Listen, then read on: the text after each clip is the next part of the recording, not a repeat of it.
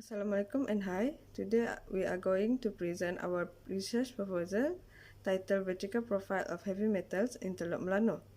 I, Arni Nabila, together with my two other teammates, which are Monica Umbah and Helvi Hilary. The content in these slides are introduction and literature review of heavy metals, followed by problem statement of heavy metals and objective of this research. Methodology and expected outcome of this research will be explained too in this presentation. Lastly, we will show our work schedule for this research. In the coastal ecosystems, coastal sediment is a very important habitats for aquatic and marine species. Yet, worldwide environmental issues has arisen due to the urbanizations and economic expansions in coastal areas. Heavy metal pollution in coastal area is one of the primary environmental issues. These issues has been a hot issue for many years in our country, especially in marine environmental studies. Due to the rapid urbanizations, oil and gas productions, tourism development, heavy rainfall throughout the years, and other economic activities, a lot of environmental and ecological problems affected the Malaysia's coastal area. So this study is focusing more on in the vertical profile of heavy metals in core sediments from coastal area of Teluk Melano, Sarawak. For your information, Teluk Melano is one of the infrastructure for tourism in Sarawak, located near to the coastal area, which can lead to greater risk of contaminations. The quality of marine environments in Teluk Melano can be influenced by the economic development near these areas. So in these studies, the core sediments of heavy metal samples will be collected from sampling sites of Teluk Melano. So next is literature review.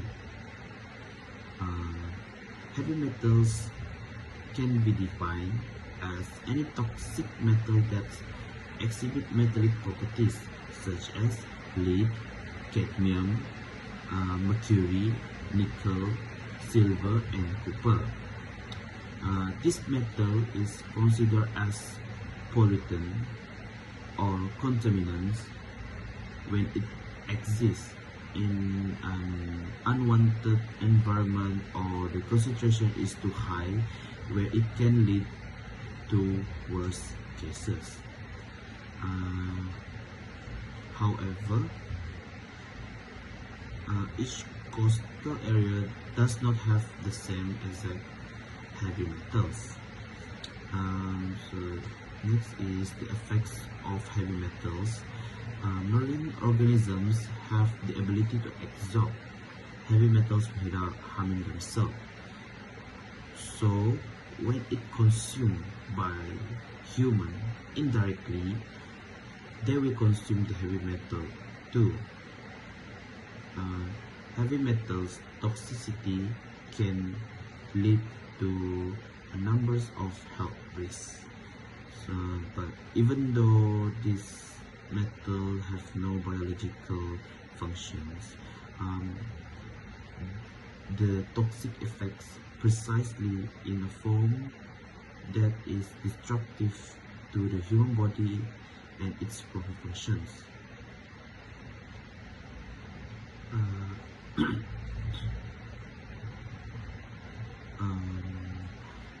Heavy metal toxicity can reduce energy level as well as the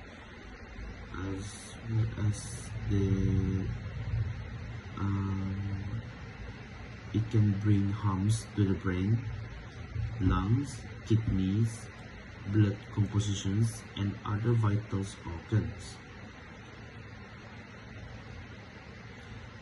So next is issues of heavy metals.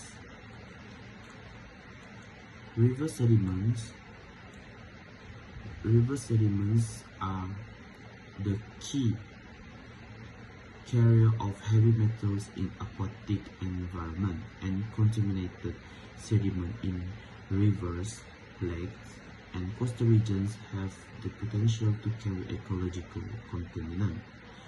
As I said before, due to the rapid development that occurred throughout Malaysia, particularly in peninsular Malaysia, industrializations, urbanizations, agriculture, investment, and other activity associated with the modern era have affected coastal ecosystem that contain aquatic resources, which is also a very important resources for the human.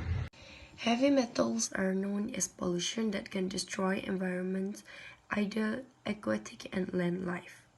Most of the heavy metals, they cause environmental and atmospheric pollution and can be very harmful to humans sometimes. Heavy metal can become strongly toxic when they react with elements such as water, soil, and air, and other living organisms which are exposed to them through the food chain.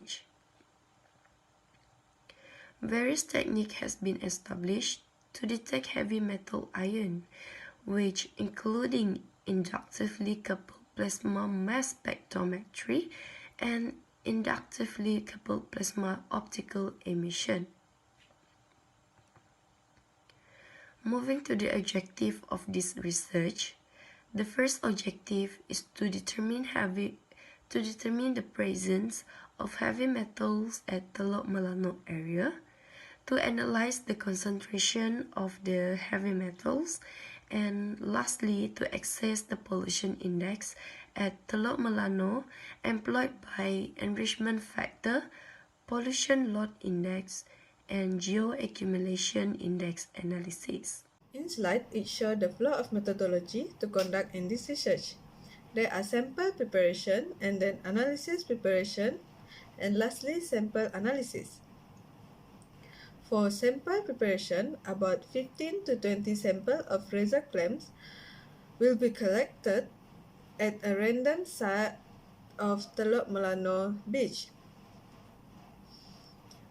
The surface sediment sample inhabited by razor clams will be sampled, and the razor clams will be weighed, toned, and washed by using tap water, followed by distilled water to remove the sediments. To avoid any contamination, plastic knife will be used to separate the gill, food, siphon, and tissues. Next, for sample analysis preparation, the separated parts will be dried at temperatures of 16 Celsius and grounded into fine powder using Teflon mortar.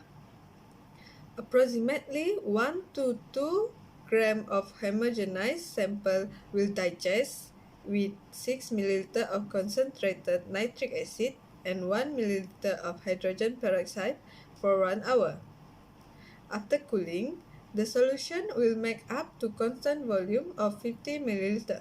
Lastly, the air-dry sediment sample will be digested with 4 ml of 35% nitric acid and 8 ml of 10% hydrochloric acid.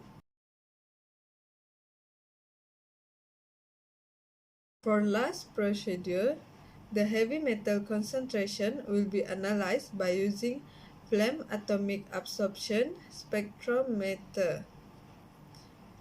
By using flame atomic absorption spectrometer stock solution, the standard solution is prepared. Then the acid blend for every batch will be analyzed. Other than that, HPI method, known as Heavy Metal Pollution Index, also can be used. Firstly, by establishing the rating scale for each selected parameter, giving the weight age. Then, by selecting the pollution parameter on which index is to be best. The outcomes that we expected are we can identify the presence of heavy metals and its concentration at Teluk Melano. Other than that, we will also able